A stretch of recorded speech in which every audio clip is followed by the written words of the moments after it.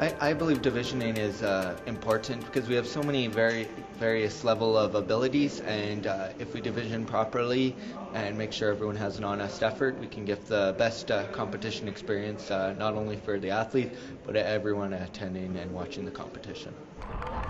Special Olympics is founded on the belief that all people with intellectual disabilities deserve the opportunity to train and compete in sport and to have the chance of achieving success, whether that is a personal best or a gold medal. Special Olympics sports competitions are based on the idea that athletes of all abilities should be given an equal chance of succeeding.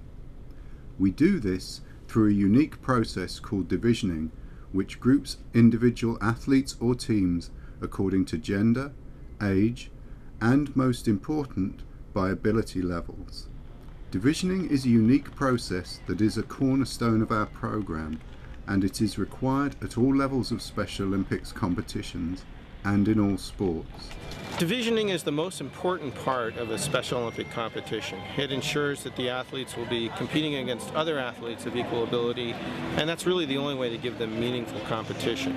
Straight away, I recognise the value of divisioning and the purpose behind divisioning around giving athletes the best opportunity at their ability to participate. Divisioning is the most important part of any sport within Special Olympics. I think any race you can watch where it's right down to the wire is always most enjoyable, and I believe that's why divisioning is so important in Special Olympics.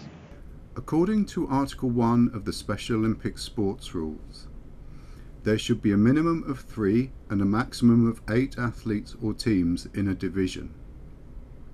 There should be no more than a 15% difference between the highest and lowest skilled athlete or team. This is a guideline, not a rule. An example of this appears in the following graphic.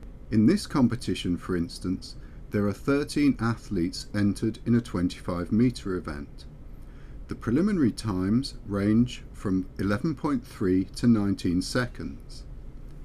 In order to group athletes so that there is no more than a 15% difference, you have to divide this group of athletes into 3 heats.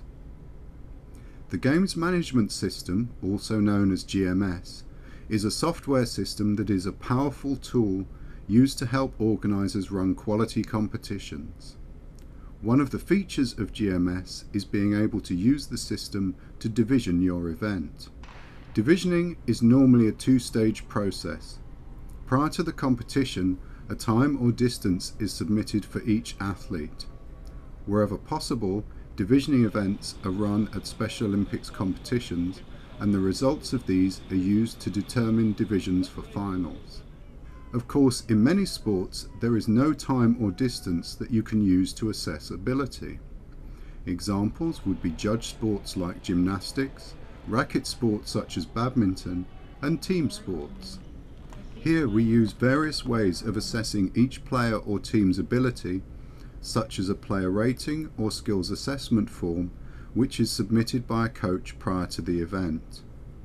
Then, at the competition, there will be a series of short matches between athletes or teams to assess their ability in a game situation, and they will be placed in final divisions by a committee appointed for this purpose by the competition management.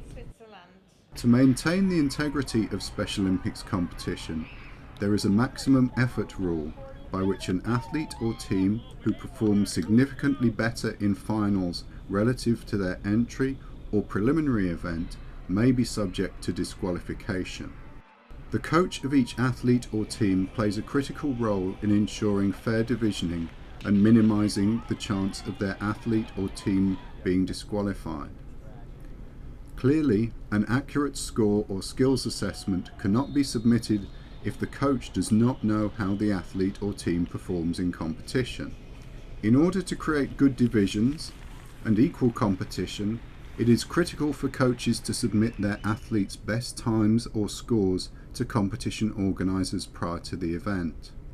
It is the responsibility of the coach to inform competition management if their athlete or team performance in a preliminary event did not accurately reflect their ability.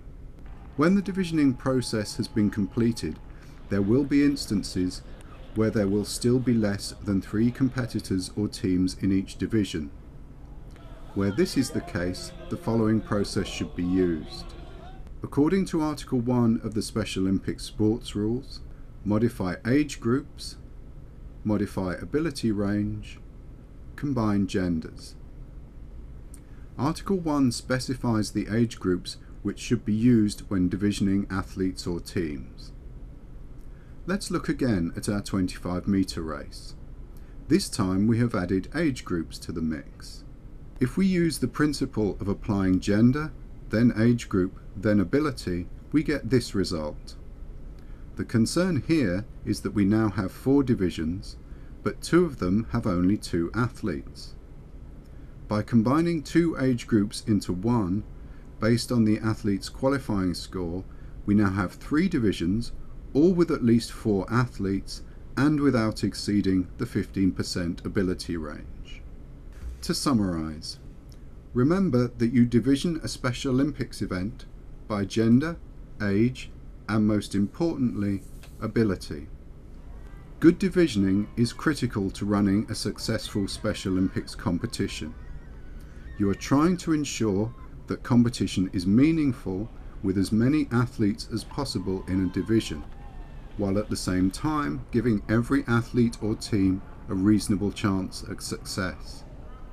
This can be challenging when you have athletes or teams of widely differing age ranges and ability levels. But remember, good divisioning is an art, not a science.